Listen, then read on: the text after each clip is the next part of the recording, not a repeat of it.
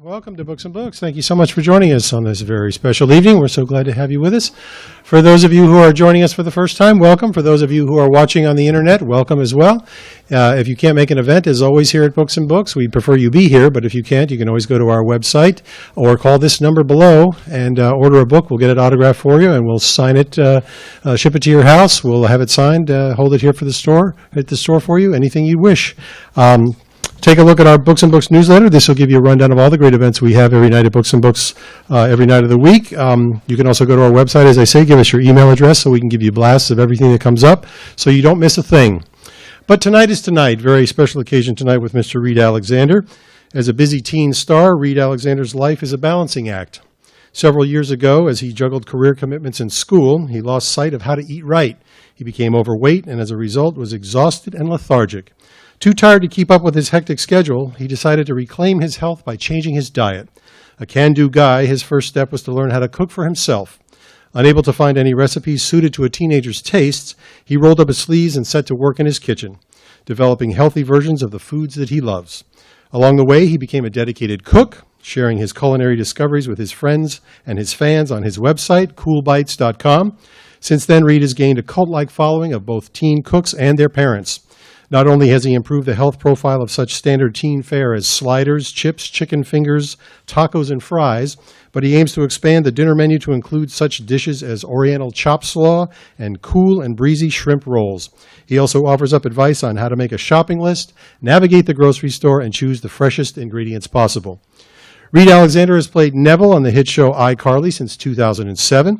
He's the creator of CoolBites.com and is the official spokesperson for the Clinton Foundation's Alliance for a Healthier Generation, through which his recipes have been launched in more than 30,000 schools. He regularly appears at food festivals and conferences, as well as on national TV outlets, including The Today Show, CNN, Fox News, and Good Morning America, to promote his healthy message. You can also learn more about his recipes and his cookbook at coolbites.com. But now, here he is, Reed Alexander.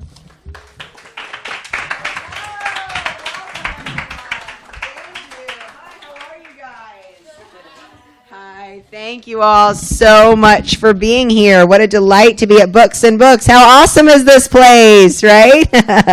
Well, of course, welcome to a great store that I've been a fan of for many years. There are amazing authors who come here all the time, so I'm delighted to be sharing my cookbook. And of course, if you're joining us at home on live stream, we are delighted that you've tuned in. That's great. And you're going to get the full effects as though you were here live in person. And today we're going to be chatting all about a couple things, one of which many of you guys may be a fan of. The other, you might be new to the party, but we're going to walk you through my brand new cookbook. But first off, I always like to kind of cross off the list my starting question, just to get to know you guys a little bit better, to get the conversation going. Any big iCarly fans here tonight? Yeah, great. Thank you guys. Wonderful. Thanks for tuning in. Well, in addition to playing Neville, the evil, crazy, off-the-wall arch nemesis that many of you guys at home have tuned into night after night, I also am really passionate about food. You know, Neville and I, we have a lot in common, and one of those things is that we both have some pretty well-honed taste buds. Who can remember, if you're loyal viewers, the guacamole incident or the tapenade meltdown, right? Fun memories. They always come drifting back whenever I talk about food, which is one of my favorite topics of conversation. But several years ago, in real life, off the screen, while I was spending really long days on set, I was overweight and I wasn't feeling great. We have a family history of diabetes. Uh-oh, technical difficulties. We're back online. Okay, can you all hear me? Can you see me? I haven't disappeared. All right. Oh, okay, good. Thank you, guys. It's like being on a plane. Sometimes you have some bumpy air. Well, meanwhile, so several years ago, like I was saying, overweight, not feeling great, lacking a lot of energy, feeling really sluggish. Okay, we're working on it. Oh, back again. Maybe we're really not losing me at all. Maybe it's, can you guys hear that? It's like that little, okay. But we are online. We are surmounting our technical difficulties. We're working. So I realized that I really needed to take well-being into my own hands, reconnect with who kind of we may have to abandon this. Who can relate? Who knows how I was feeling? Have you ever been there in that position? Not that you guys need it, but has anyone ever tried a diet before? That was the first thing I tried. Very miserable, right? Instantly, the moaning begins. I mean, I remember I was recently at a school speaking about my cookbook, and I asked that question. They said, I tried it for an hour before I totally had to veer off track. And I get every Monday, right? It's the weekly ritual. I totally get it. I know how that feels. And that was not something at all that I was interested in doing. I wanted to find ways to really feel my best with by discovering a lifestyle of my own, by creating tools and developing strategies that were going to work for me. Because I'm a major food lover. I love watching cooking shows. I love, eating out at fantastic restaurants. We travel a lot, so picking up culinary influences from around the world, or going out, to a friend's birthday party. I mean, I didn't want to give up anything from birthday cake to apple pie to chicken nuggets to lamb chops. It wasn't in the business of deprivation. That's why I think a lot of diets don't work, and sometimes we kind of end up falling off the cliff, so to speak. So I turned my kitchen into a science lab. Who out there loves to cook? Who's with me? Any pro chefs? So you guys are very well versed in the subject matter. Fantastic. And I began to experiment with a lot of those favorite dishes that I was mentioning before, and many others. And I started to find ways to lighten up those recipes, make them better for you, so to speak, and find swaps for things like butter or a lot of extra sugar or white flour, things that aren't necessarily going to help you to feel your very best. I kind of look at the body like a car, and if you fuel it up with the right gasoline, you can go wherever you want to go. You can zoom to any destination. So it's all about finding that right gasoline for you. And eventually, I lost 15 pounds. I started to feel way better, and I found ways to make exercise less of a chore, something I could really embrace. And I was very inspired when people would say to me, wow, what's going on? It looks like you've made all these changes. What's happening here? And I realized that I was compelled to share all of that. So that was kind of the story or the birth behind my website, KewlBites.com, which is the inspiration for the name of the book. Kewl Bites. You can check it out. And it's a great website. It's a resource. It's a digital lifestyle destination for families all around the world. And there are readers on every continent. And every month I'm hearing from people, hey guys, come in and take a seat. Come hang out with us. Thank you for being here. Oh yeah, go for it. The more the merrier. We love it. So we've just been chatting about my new cookbook. Do you like to cook?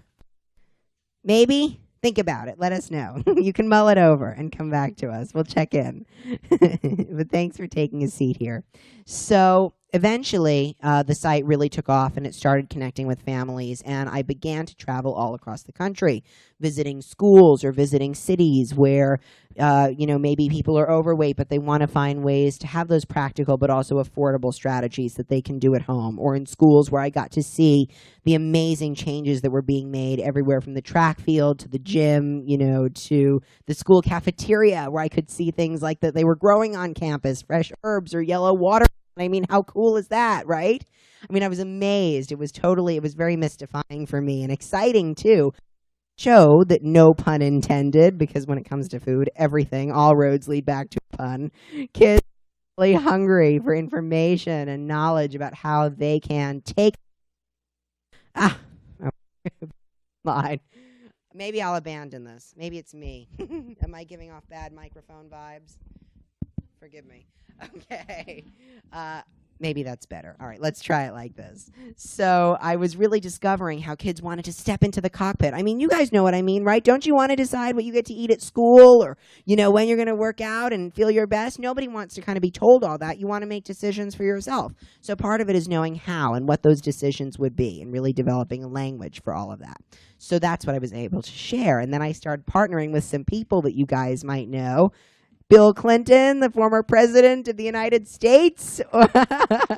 Thank you. Working with his Clinton Foundation, or teaming up with the Let's Move organization in partnership with First Lady Michelle Obama. We know her, right?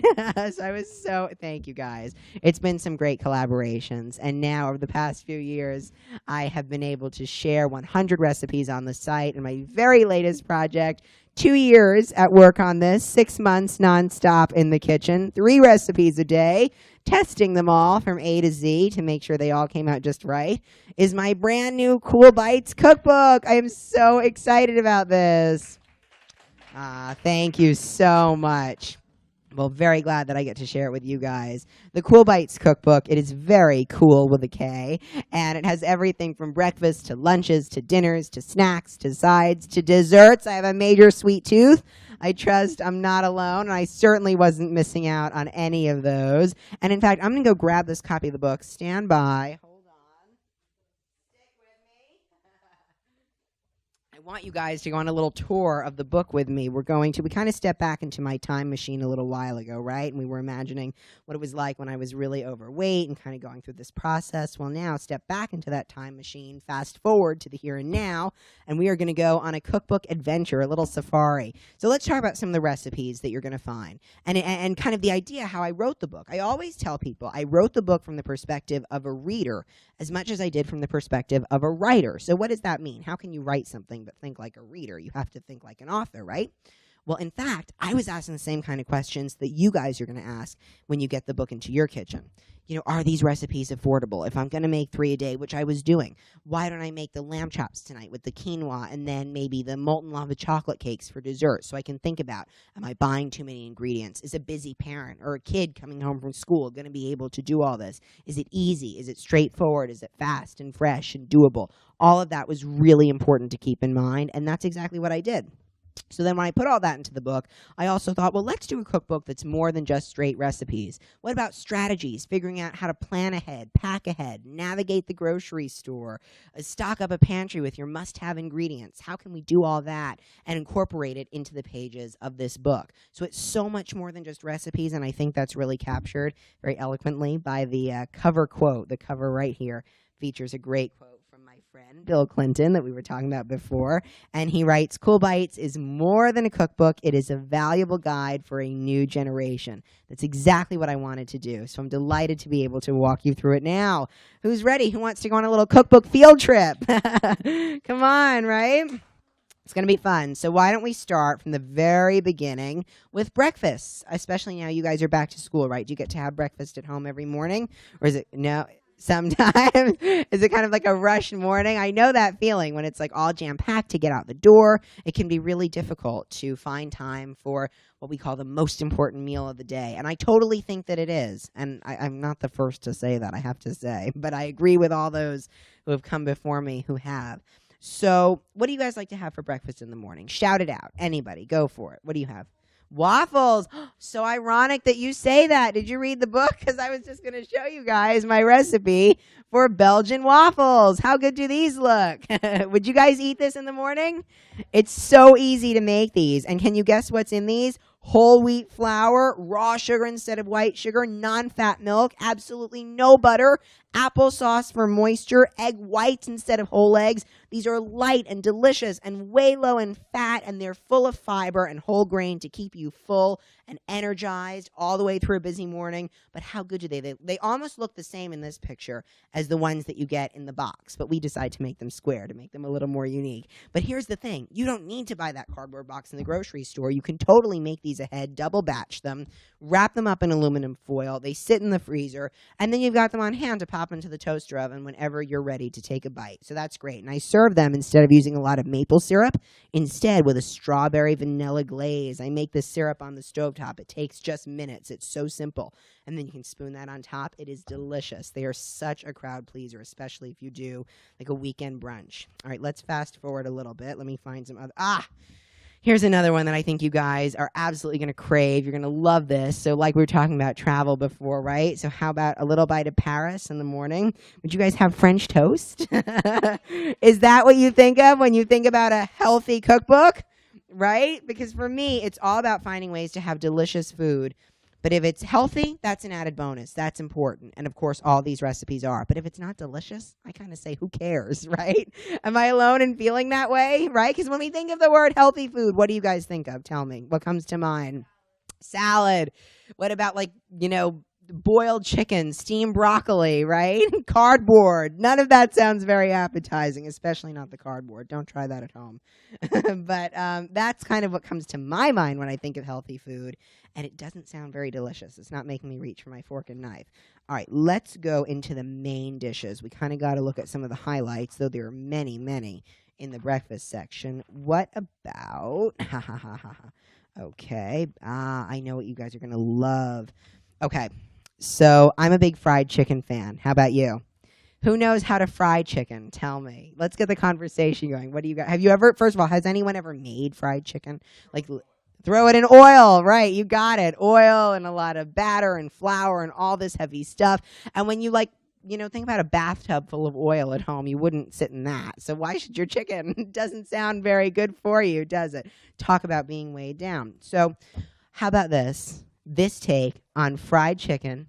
How delicious does that look? Crispy chicken wings and legs made with a ranch dip on the side, all fresh herbs. I use panko breadcrumbs, and then you dip them in egg whites and then into the breadcrumbs and bake them. And we made these on the Today Show, in fact. Do you guys ever watch the Today Show in the mornings? Well, we get to cook a lot with Kathy Lee and Hoda and all the hosts. It is so much fun. And I made them this recipe recently. Kathy Lee took a bite. It was like an earthquake in the studio. All you could hear, because we have different kinds of microphones. Our microphones kind of run up our sleeves and they clip right onto our collar. So you can't really hear when we're chewing something. Like if I were to chew something now, it would probably get through. Wouldn't be a very good sound. But Kathy Lee took a bite and you could hear it all the way through there. It was like a rumbling of the earth of crunch. It was insane. And that was the ultimate testament to how delicious that was. I think you're going to love them. Okay, what about this? Meatballs and marinara sauce. You can totally have that too. Any Italian food lovers, right? So you're not giving up anything so far, yes? Okay, who's with me? You guys could make this at home, right? These are so simple. These are baked, again, but the secret ingredient you're never going to guess. It's like a secret weapon of moisture, which I didn't tell people when we tested this recipe until way afterward, after they had taken a bite and said, wow, that's so good. What is this? It's turkey, not beef. And everybody thinks turkey's going to be so dry and boring and dull. And the truth is, it pretty much is.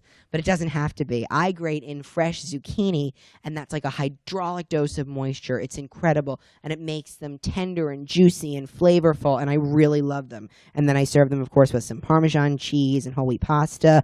What about burgers? No need to go for the drive-thru anymore. You can have those off the grill with all of your favorite toppings on a nice, delicious bun.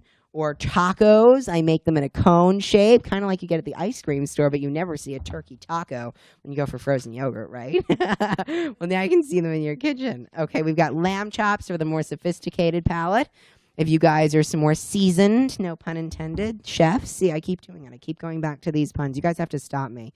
If you sense it just rolling off my tongue, we should get like a button. Beep, beep, take cover. A pun is coming out. How about more burgers, but this time we're taking it to the next level with French fries. How good does this sound? Butternut squash fries that are so delicious and flavorful, better than any sweet potato fry or even a regular French fry. They're so, so great. And you can have a couple of those mini sliders, so you don't have to feel the guilt if you just have one giant burger. Now you can spread it around. How about vegetable dumplings? This was fun. You can see how happy I was eating those. I'm always happy when I eat. I really like to cook, but the thing is, eating is kind of like the best part. It's the light at the end of the tunnel, you know? All right, let's just fast forward. It's enough already. What do you say we go straight to the best part? Desserts, right? Are your taste buds fired up? I certainly hope so. Okay, dark chocolate marble loaf banana bread. Does that sound unbelievable? Seriously, look at this. I have this sometimes for breakfast. I have it as a snack. I mean, this is addicting. And who would think this could be healthy? You know what I'm saying? You guys are getting it, right? The thing about this recipe, how can I make something like that healthy? How can you make it healthy? Well, instead of just using milk chocolate, 70% dark chocolate. You don't have to use as much because it has a really rich, deep flavor. It's intense, and it kind of lights up your taste buds on your tongue. But I mix it in with some things that you're going to be really surprised about. Peanut butter, better than regular butter, better for your heart, way lower in saturated fat. Canola oil, again, heart healthy rather than using butter, but still gives you rich richness and a velvety texture. No taste in that oil, so that's a great ingredient to have on hand. Of course, some mashed bananas. Greek yogurt, kind of crazy, right? But who would think Greek yogurt does the trick, and it gives unbelievable moisture. You don't even taste it. If you took a bite of this, you would totally think, you'd say butter, eggs, flour, sugar, all the normal things would roll off your tongue, but the only thing would be rolling on your tongue would be how delicious and light this is. You're not going to feel like, I always do. I always say I wake up the next day and I feel like I can't even get out of bed. I always know, because when you start to eat healthy, it's like your whole radar about food really is very in tune with what you're putting into your body, and you're going to notice how great you're going to feel. All right, chips and salsa. We're going to deviate away from desserts for just a second, but I couldn't leave out this recipe. Everybody loves chips and salsa for a nice little snack, right? And you can do it with as much or as little kick as you want. And now for the pièce de résistance, the best part ever, mini chocolate lava cakes. That when you bite in, I feel like I'm the announcer in the ring right now, right? In this corner, the chocolate lava cakes. In the other corner, apple pie. It's the ultimate showdown. Pay-per-view. What I love about the chocolate lava cakes is that when you kind of break through the crust on top, you get this molten lava core. It's like a volcano of chocolate bliss. It's so delicious because I use a few little chocolate chips and it really takes it to the next level. Apple pie with a streusel crumb topping. It's even better than regular apple pie. Forget making it as good as. Now we're talking about even blowing that away. And peanut butter chocolate chip cookie bars. You guys could totally make this. I imagine hopefully you will make all of this. These are some of my favorites that I'm showing you.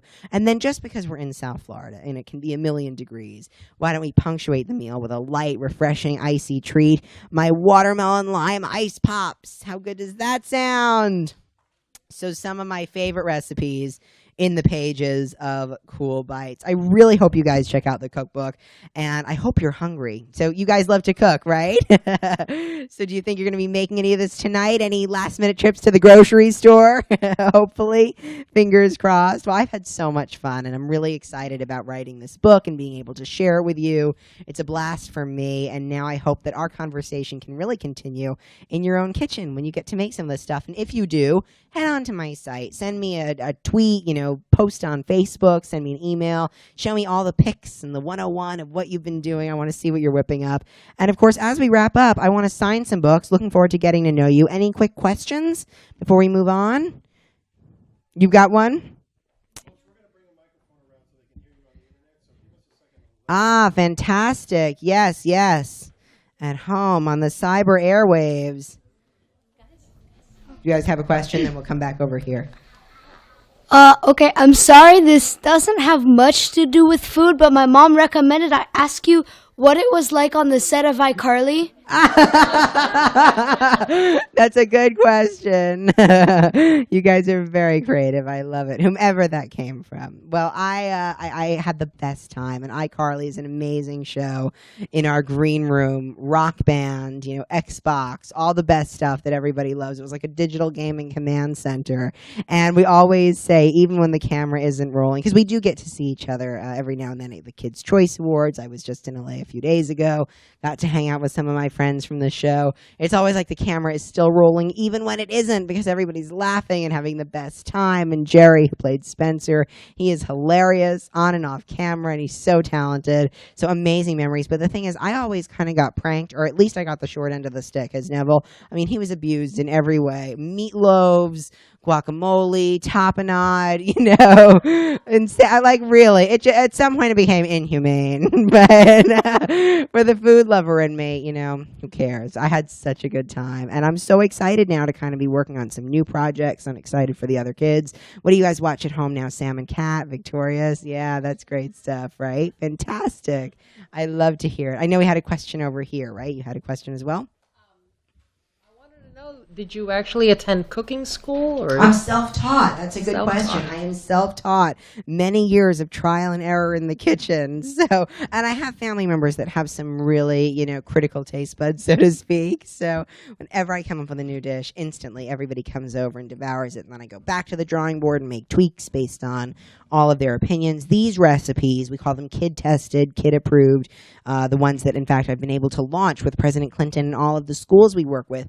18,000 1,000 schools for 30 million kids, a special menu of Cool Bites recipes. But the ones in the book, they're not necessarily kid tested, kid approved. They're kid tested and also they're mom approved. So they're great for the whole family. So anybody can do them. They're easy, they're fresh, they're fast. And I'm a big fan of all of these, but I would say some of them are definitely my favorites. And from a cooking perspective, I really learned a lot in writing this book. You know, you kind of open your mind when you're creating different dishes all the time and learning about, you know, how things bake and the science and the art behind cooking. It's very exciting. And I tried to share that. So hopefully, you know, you'll feel that that comes through the pages.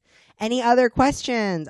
We got a lot of questions. Good. Got one up here. Yeah, tell us. Or you've got the microphone back there. I'm going to let you lead the way. Let's do the one up here and then we'll kind of, we'll follow your cues for where you want to go next. Okay, one question. I saw you at the kids' museum, and I watched the show that time. Hi. Well, come up here so we can do a high five. I love it. So nice to see you again. Thank you for that.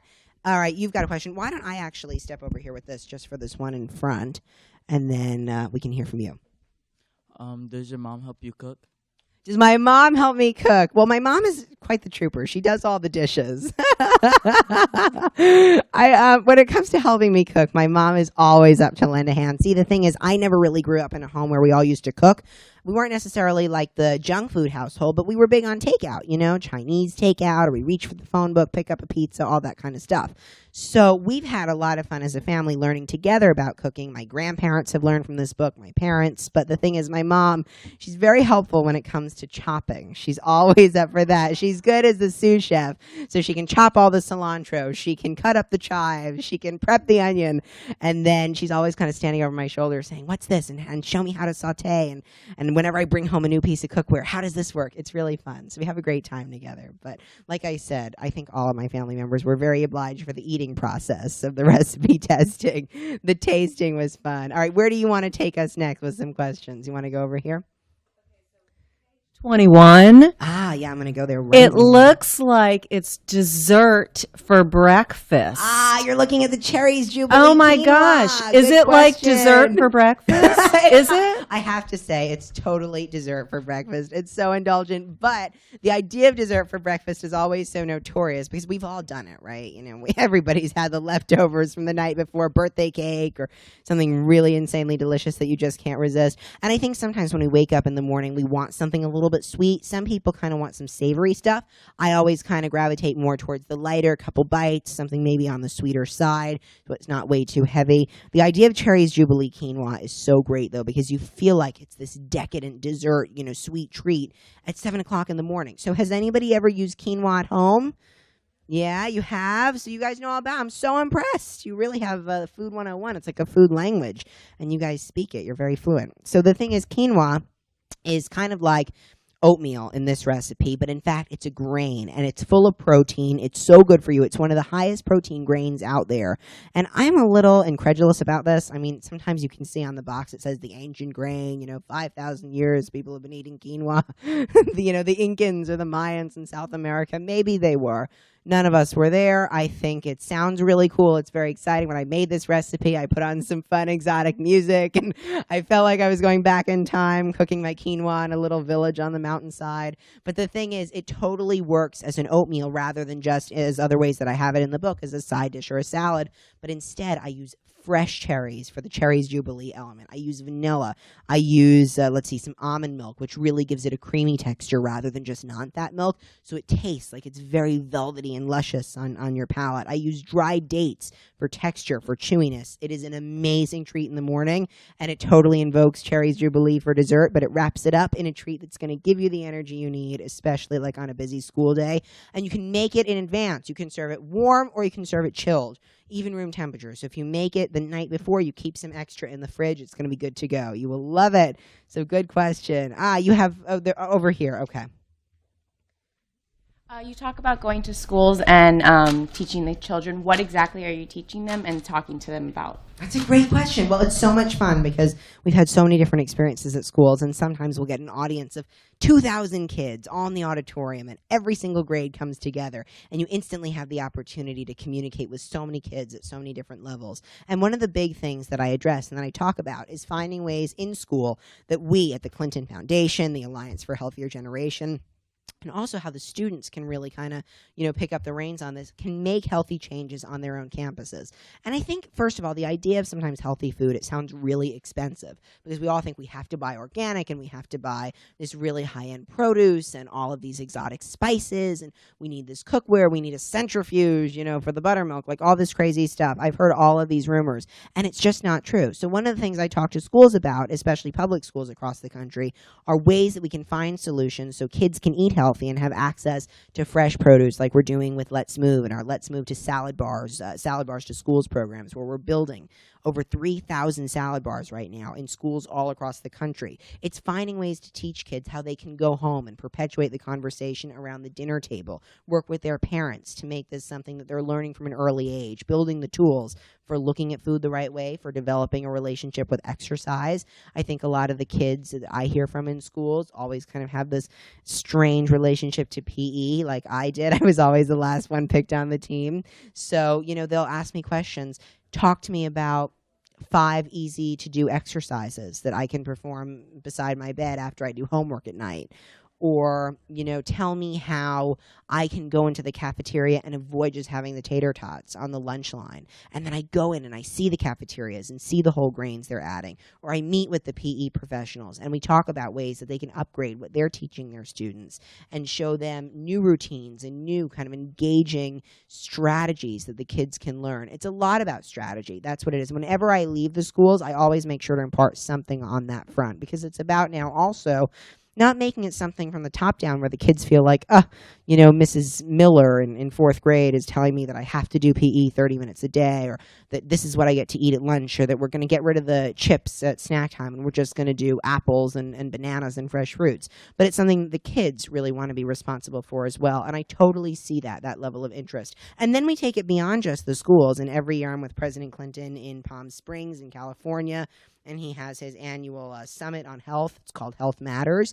We have people like Barbara Streisand and Goldie Hawn and Chelsea Clinton, of course, and Nancy Snyderman from NBC News, and executives from the White House and policymakers. It's really very exciting. We bring them all together and we kind of have this brainstorming session about ways that we can continue to work with the schools to upgrade our programming and our messaging and make it more interesting and more compelling. So that's always on the menu, so to speak, when I visit the schools. And I've been able to visit schools in New York and Los Angeles and New Jersey and in, in Miami, of course, and in probably 5 or 6 other cities. We have so many on the itinerary as we go all across the country. We're going to be visiting them up and down the East Coast and going on a special tour of all of the schools across America in the spring. It's going to be really very exciting. And I've been thrilled to launch my recipes there as well. When we tested them, we heard such great feedback. Kids saying things like, the best food I ever tasted, or this bounced off my palate. So they really do care. They're really interested. And it's about bringing that out and then finding a way to kind of ignite that conversation long after my visit and my day there. So it's exciting. Yeah, you have a question as well.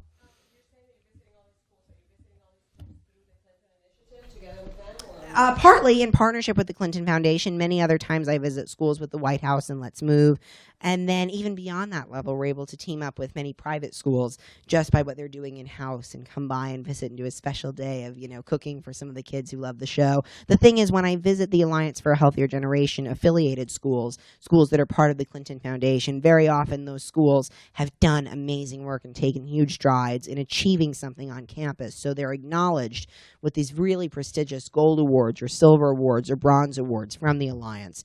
And their stipulations for winning these awards, the credentials that you have to have, the criteria you have to meet, are super strict. And it's amazing because what it means is that the kids ultimately are benefiting. The schools are healthier. They're promoting activity. They're taking the time to find ways to engage the local farming community to get fresh produce. You know what I mean? They're cooking in advance. The messaging goes well beyond just the cafeteria. It goes into the classroom and it goes home with them, and they host special events and they do jam-a-minute sessions where the kids are working out for a minute every morning morning, or they're doing games at night that are extracurricular, but 500 kids and their parents show up. That's really exciting, and those are the kinds of partnerships that we're able to leverage to be able to have those open doors into the schools, where ultimately they're kind of the incubus of tomorrow. You know, the schools and what we learn today are what we're going to take into the future. So it's important to catch that early on and kind of be able to be a part of that learning at an early stage. You have a question as well, right? This is kind of off topic, but I was wondering if you are planning on acting on any other TV shows or writing any more books. I am. Great questions. Thank you. I'm actually working on 2 new shows right now. One is in acting, and one is in what we call lifestyle, which is this whole world of cooking and wellness and nutrition. So you'll see all of those coming out soon. And I have a lot of ideas for future cookbooks, and I want to get started ASAP. So I've been writing out some of my first thoughts, jotting those thoughts down on the tour. And I'm going to be settling down in a couple months when the tour kind of dies down just a bit, and I'll have some time to get back into the kitchen and work on book number 2. Very excited. I never thought I would really write a book. I always thought, maybe one day I'll write a screenplay. How amazing would that be? Or I'll be able to write a TV show, create a cool concept. But it's been really fun. So I'm looking forward to kind of diving right back into it. All right, some more questions maybe in this section while we're here. You have a question? Just quick, I make lunch every day for these Yeah, 2. what do you make? Well, that's what I wanted to ask you. How do we shake it up? Because people don't like sandwiches after a couple of weeks. People don't want The this. turkey People, and Swiss on rye, people right? beg for Lunchables and things like that I that get we it. don't really want to encourage. So do you have any ideas in the book or otherwise? I do. No, I Okay. totally do. In fact, we were on the Today Show a couple weeks ago addressing jazzed up school lunch. And how bizarre, because I just actually opened to the recipe that I wanted to show you. Yay. I think the book has ESP. It's come to life. So I wanted to show you something that's so easy. Do you guys like kind of like sushi or Japanese or Chinese? You do? Yay. Okay, then you're going to love this. Vietnamese summer rolls with a pan Asian dipping sauce. It sounds so fancy, right? Who would think for school lunch? It is the easiest thing in the world. And if you go online, today.com, you'll see that whole segment, and we walk you through it step by step. I'm going to come over here. Well, let me see. I don't want to walk too far out of my my microphone range, my household up here at the podium. But can you see each of these little boxes is a different step in making these? And what you do is you start out first with some rice paper. You can get that in any supermarket. Have you guys used rice paper? You've seen it before. And then you dip it in water, and it instantly becomes pliable. It's like a tortilla wrap, but instead it's translucent. It's invisible, which is so cool. So that's really fun. And what that means is you can see all the great stuff inside. And then I put shrimp, carrots, cucumbers. Let's see, what else have we got here? We have a really nice dipping sauce we'll get to in a second, but I also had cilantro. You can do sesame seeds. You can do bok choy, all these unusual ingredients. Any of your favorite veggies or whatever you like to use. If you want bell peppers for crunch, you can totally do that. It's all fresh and easy. And you guys could make these and customize them to whatever you like, even the night before. And then you roll them up really tightly and slice them in half. And that's it. It's like rolling up a tortilla wrap, but instead it's, taking a page from the Far East. So that's delicious. And then if you want to make the dipping sauce, there are things like soy sauce, lemongrass, ginger, garlic, easy to find ingredients, but they kind of go outside of the box. Now let me go over here. I have some sandwiches. We were in Spain about 2 years ago, and in Spain they eat a lot of tapas, which are kind of like these mini bite-sized, portions of food like dim sum. If you've ever had Chinese dim sum, tapas are the Spanish version of that. It's like little appetizers. So I made one with smoked salmon, if you kind of like that, on whole grain bread, and you do it with dill and scallions and chives and all of these great herbs.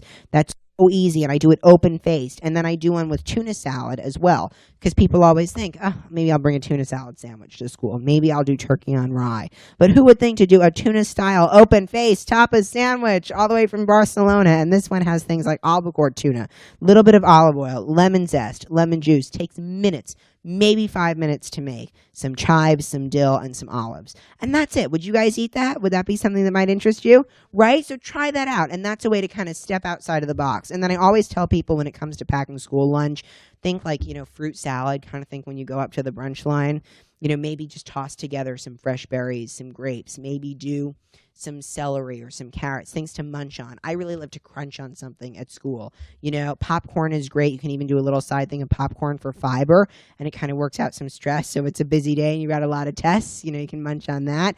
And then if you want to do dessert, do easy to pack things. The peanut butter chocolate chip cookie bars are so great for that.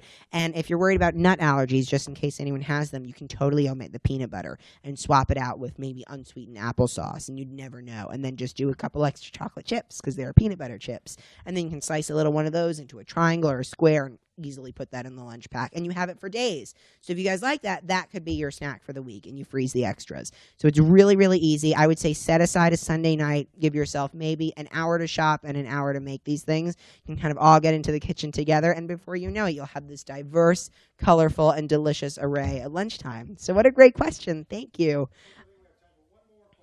Perfect.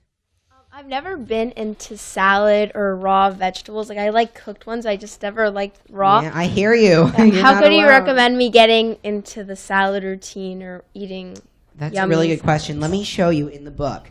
I have a collection of 4 really interesting salads. And here's the thing. They're not all dependent on lettuce, which I love because lettuce can be so boring and lifeless, you know, and depressing. Just sits on the plate. It doesn't taste like anything. It's just like, you know, going up to a tree and munching all the leaves off the branches. That's how I feel. I mean, I feel bad saying that for like arugula. Hopefully no romaine heard me, right? No insult. But that's kind of how I feel, and I imagine I'm not alone. You guys are probably with me on that one. So I decided when I set out to write this book, how could I incorporate a green salad? Because I'm always big on sneaking in green vegetables. I think they're so nutritious, and they really don't hurt. They don't bite. But what about doing a collection of 4 salads, each one inspired by a different season of the year, and what's fresh, and what's current, and what's in season, and at the farmer's market, and looking amazing, you know, like on the cover of a magazine when it just sits there and you're like, oh, that butternut squash looks so good. Is that just me who does that? Maybe. But I decided to really incorporate all of that into the book. So let me just show you. This one doesn't have a photograph right here, but it's my grilled summer vegetable salad for the summertime, which we're just coming out of. Has a balsamic vinaigrette. I grill the vegetables. It's very simple. You don't even have to have a big barbecue. I just use a grill pan. It's like a little pan that has ridges that goes on the stovetop, and it gives it all of those brown or black kind of crisscross lines and a nice smoky flavor. And I use some squash, zucchini, corn, asparagus. You can do avocado. I do red tomatoes and yellow tomatoes, mixed greens, fresh dill. And then the dressing is so simple. Just olive oil and vinegar, mustard, garlic, and basil. That's it. Toss that together. It's fresh and it's great. So next summer, even though we're now about 3 seasons away, we're resetting the clock, remember to put that on your fridge for your shopping list. But here's something now that would be fantastic. The autumn arugula salad with pomegranate dressing. How delicious does that sound for the fall? So I use fresh arugula as the foundation because, again, green vegetables, and lettuce doesn't have to be boring. Arugula is really interesting, has a nice peppery flavor, and then you can do pomegranate juice, which you simmer on the stovetop with a little bit of olive oil and some honey, some orange zest on the stove to make that really rich, creamy dressing, but you're not using heavy ingredients like a lot of dressings have buttermilk or cream or whole milk. You don't need any of that. And then the salad features things like butternut squash and sage and olive oil. And I use pumpkin seeds for crunch. Or this one, golden nugget winter salad with golden beets and candied walnuts for a nice little indulgent taste of something sweet at the end. You can use pecans. And I use an orange because that kind of warms you up, thaws you out in the winter. And then for spring, a pea cubed spring salad. So what is pea cubed? It means peas, parsley, and Parmesan, 3 of the most important ingredients in this. And here it is. I don't know why my face was cut off in this picture. Nothing mattered but just the fork and spoon. And I have lemon juice and Worcestershire sauce and chives and some really interesting things in this green goddess dressing that I make. But then the foundation is peas and cucumber and parsley and Parmesan, and I stack it all up in butter lettuce leaves. So again, not necessarily turning to lettuce to be the heart and soul of the salad, but all these interesting things that have great texture and mouthfeel and crunch. So hopefully that gives you some inspirations. The next time you're either at the salad bar or you're in the grocery store thinking, what am I going to do for lunch? Well, you guys, unfortunately, we have to wrap it up. But save your questions. I want to hear them. We're going to kind of cross over. We're going to do a little bit of a pilgrimage, I think, onto the other side of Books and Books, sign some books for you. Thank you so much for being here. I had the best time. Thank you, Books and Books, and to all of you guys as well. Really fun. Thank you. Everybody, the books are for sale behind the counter over here. Reed's going to be signing in the other room, so if you cross over to the other side, we'll get some books signed. If you're watching on the internet, call the number, buy the book. Thanks for coming.